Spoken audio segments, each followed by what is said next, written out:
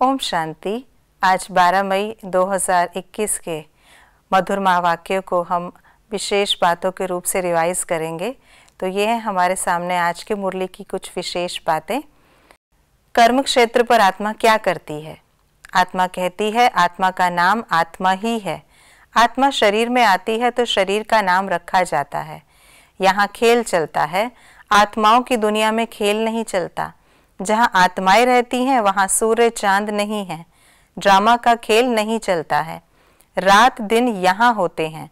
सूक्ष्म वतन व मूल वतन में रात दिन नहीं होते। कर्म अकर्म विकर्म का राज।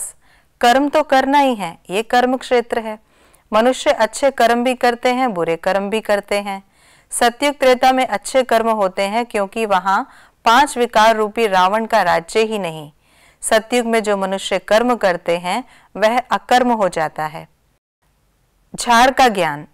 तुम जो शुरू में आए थे अब जर्जरीभूत अवस्था में हो। झाड़ पुराना जर्जरीभूत होता है तो सारा झाड़ ऐसा हो जाता है। तुम्हारे तमोप्रधान बनने से सब तमोप्रधान बन गए हैं। ये मनुष्य सृष्टि का वैरायटी धर्मों का झाड़ है। इसको उल्टा झाड़ कहते हैं। इसका बीज ऊपर में है, उस बीज से ही सारा झाड़ निकलता है। राजस्व अश्वमेध अविनाशी ज्ञान यज्ञ। इस समय तुम्हारा जो भी तन मन धन है सब इसमें स्वाहा करते हो। आत्मा कहती है ये जो पुराना शरीर है इनको भी यहाँ स्वाहा करना है। सारी दुनिया के मनुष्य मात्र इसमें स्वाहा होते हैं। बाबा आप जब आएंगे तो हम बलिहार जाएंगे। बाप फिर 21 जन्म के लिए बलिहार जाएंगे। यह सौदागरी है। हम आप पर बलिहार जाते हैं तो आप भी तो 21 बार बलिहार जाते हैं। जब तक तुम्हारी आत्मा पवित्र नहीं बनी है तब तक बाप बलिहारी स्वीकार नहीं करते हैं। मनुष्य सृष्टि के नाटक में बाप का पार्ट। ये मनुष्य सृष्टि का नाटक है। इसमें सबका अलग अलग पार्ट है। मेरा कर्तव्य सबसे अलग है। बाप ज्ञान का सागर प्रेम का सागर है। 2 सागर नहीं होते हैं, सागर एक होता है। गॉड फादर को यहाँ आकर हेवन स्थापन करना है।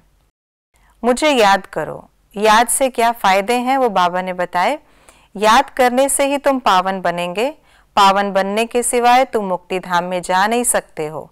तुम सिर्फ मुझे याद करो तो तुम्हारे पाप भस्म हो जाएंगे, पतित से पावन बन जाएंगे। मामेकम याद करो तो आत्मा प्योर बन जाएगी। बाप आकर क्या करते हैं? बाप आकर वर देते हैं, आयुष्वान भव, पुत्रवान भव, संपत्तिवान भव।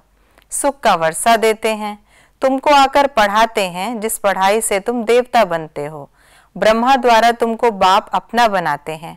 दादे से वर्षा बाप द्वारा लेते हो। बाप ज्ञान का सागर ही आकर ज्ञान देते हैं। बाप अंत में आकर सबको दुखों से मुक्त करते हैं। आज की मुरली से धारणा की विशेष बातें। कर्म अकर्म और विकर्म की गति को जान, अब कोई विकर्म नहीं करना है। कर्म क्षेत्र पर कर्म करते हुए विकारों का त्याग करना ही विकर्म से बचना है। ऐसा पावन बनना है जो हमारी बलिहारी बाप स्वीकार कर ले। पावन बनकर पावन दुनिया में जाना है। तन मन धन इस यज्ञ में स्वाहा कर सफल करना है। सच्चे सेवाधारी वह हैं जिनका सोचना और कहना समान हो।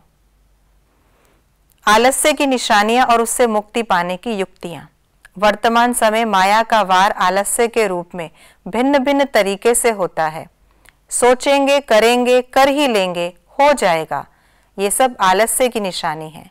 आलस्य भी विशेष विकार है। इसे खत्म करने के लिए सदा उल्लास में रहो। जब कमाई करने का उल्लास होता है तो आलस्य खत्म हो जाता है।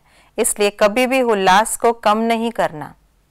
आलस्य वाले निर्बल संकल्पों को समाप्त कर यही सोचो कि जो करना है, जितना करना है, अभी करना है। ओम शांति।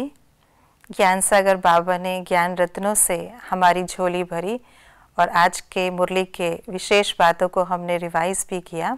तो आज का सारा ही दिन फिर से इन ज्ञान रत्नों का हम मनन चिंतन करेंगे और उसका स्वरूप बनने का अभ्यास करेंगे।